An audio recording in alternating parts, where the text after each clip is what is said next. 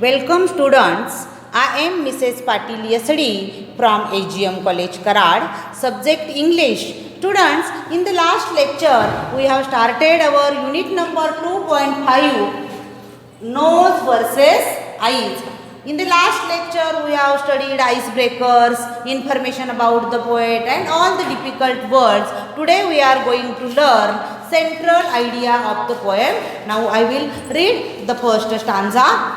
Between nose and eyes, a strange contest arose. The spectacle set them unhappily wrong. The point in dispute was, as all the world knows, to which the said spectacles ought to belong. See, in the first stanza, poet says, once there was an unusual constant.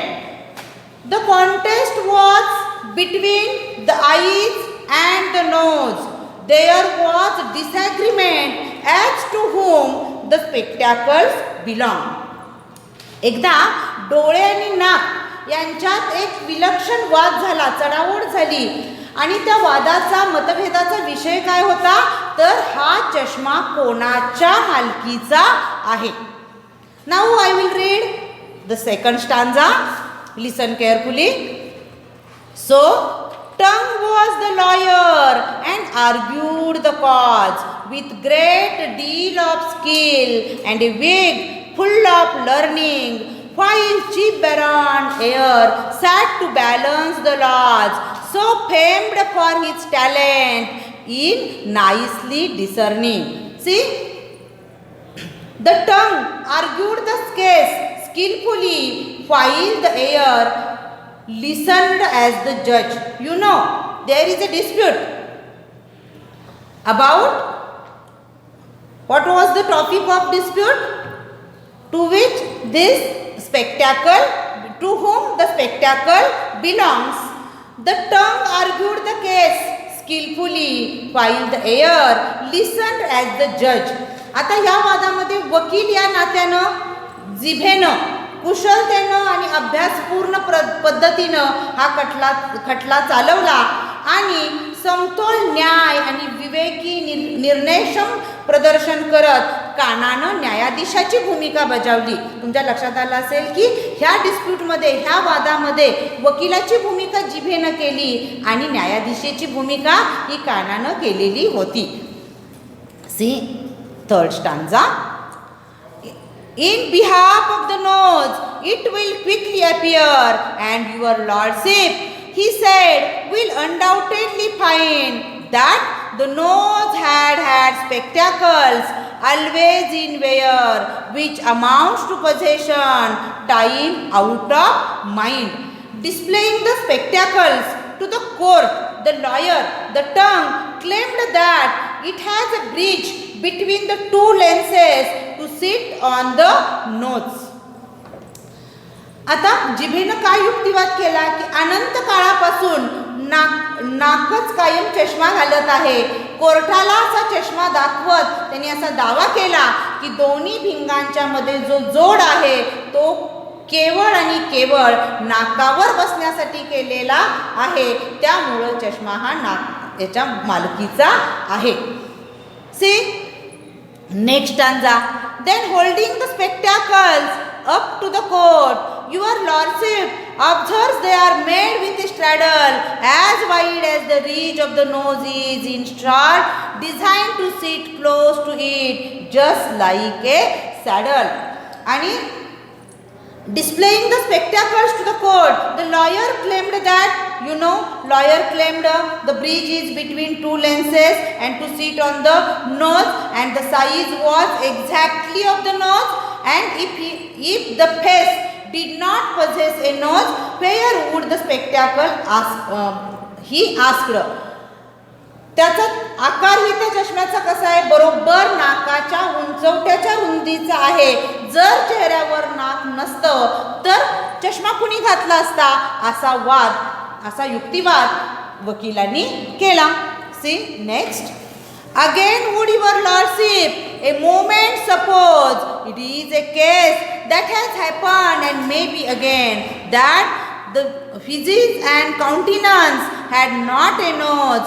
Pray who would or who could wear spectacles then? On the whole, it appears, and my argument shows, with a reasoning, the court will never condemn that spectacle plainly were made for the nose, and the nose was as plainly intended for them. आता आपला युक्तिवाद संपवताना त्याने असं म्हटलं की नाकासाठी चष्मा बनलेला आहे आणि चष्म्यासाठी नाक बनलेलं आहे आणि हा मुद्दा न्यायालय अमान्य करू शकत नाही. Then shifting his side as a lawyer knows how, he pleaded again in behalf of the eyes. But what were his arguments? Few people know, for the court did not think they were equally wise. See? Then just like a smart lawyer, he changed arguing for the eyes. But no one knew exactly what he did say. The arguments did not seem adequate. त्यानंतर या वकिलाने आपली बाजू बदलत डोळ्याच्या बाजूने आता युक्तिवाद चालू केला, परंतु ते काय बोलले हे कोणालाही जास्त समजलं नाही. खुद्द न्यायालयालाही त्यांचा युक्तिवाद फारसा समजला नाही. So his lordship disagreed with a grave solemn tone, decisive and clear, without one if or but, that wherever the nose put his spectacles on, by daylight or candlelight, eyes should be shut. Therefore, the judge gave the verdict, justice, in a grave tone, without any hesitation or doubt, that whenever the nose put on his spectacles, the eyes must remain shut. म्हणून न्यायाधीशाने अगदी धीरगंभीर आवाजामध्ये निकाल जाहीर केला की ज्या ज्या वेळी नाक आपला चष्मा घालेल त्या वेळी डोळे हे बंदच राहिलेले पाहिजेत. In this way this poem nose versus eyes is a satire on today's judiciary system. Now we are going to see the appreciation of this poem.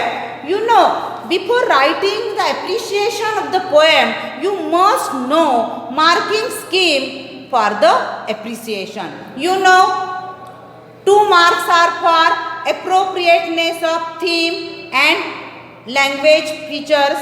1 mark is for explanation and presentation. 1 mark is for your personal opinion and evaluation of the poem. In this way, for 4 marks, you have to attempt the question. First point of our appreciation is about the poem, poet and title.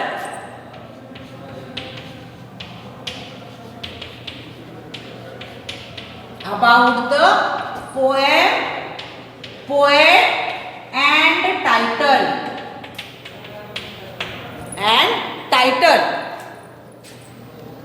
See, the poet William Cowper is famous for his satirical work. The poem Nose versus Eyes is such a one, gently humorous. It pokes fun at some absurd decisions arrived at in imprudence when the law is applied without human discretion and thought. The nose and eyes are sensory organs that symbolizes human behavior. Then second point of our appreciation is theme of the poem. Is the theme of the poem. The theme is about typical behavior in the society which is greedy, people who grab something which is not theirs and deprive those who deserve it. Then third point of appreciation is poetic style, language and poetic device. Poetic style, language and poetic device. See, in this point, the poem is in stanzas of 4 lines each. The first and third and second and fourth lines rhyme in each. I will repeat. The poem is in stanzas of 4 lines each.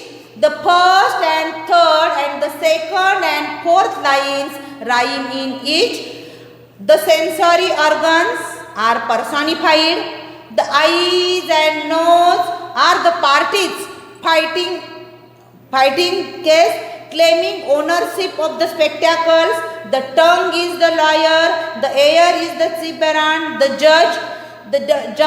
The tongue is attributed with the qualities of skillful argument and learning. The tongue is also given the quality of shifting loyalties and double speak. That is what liars do.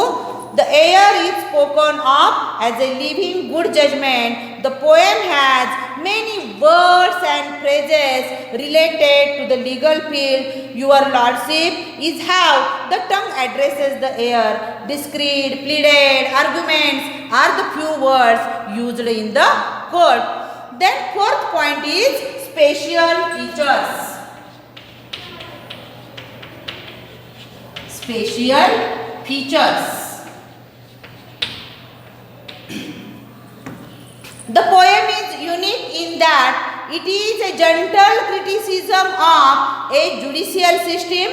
Criticism of the judiciary is dangerous and could even land one into true, but the poet has been gently mocking in his style, which does not offend but is completely truthful how the things are presented. The next point is message, values and morals in the poem.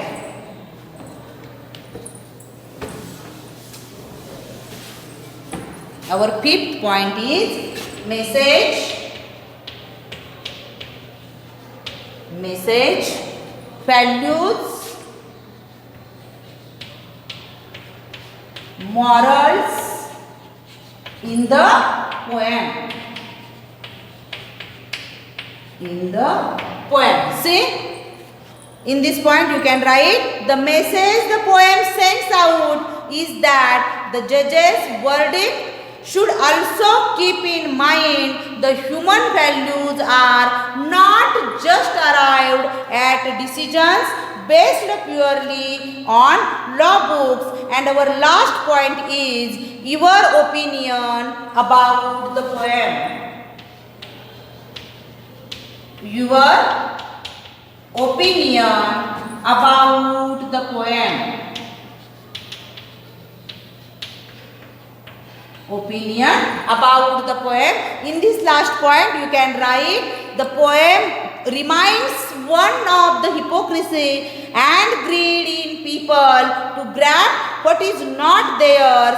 It shows how the weak are unable to defend themselves. Though they are on the side of right, they are often wrong. The trying to grab the spectacles when the weak eyes need them is the perfect example in the poem nose versus eyes. Thus, in this poem we have studied the central idea and appreciation of the poem. Definitely you have enjoyed this poem. Thank you all.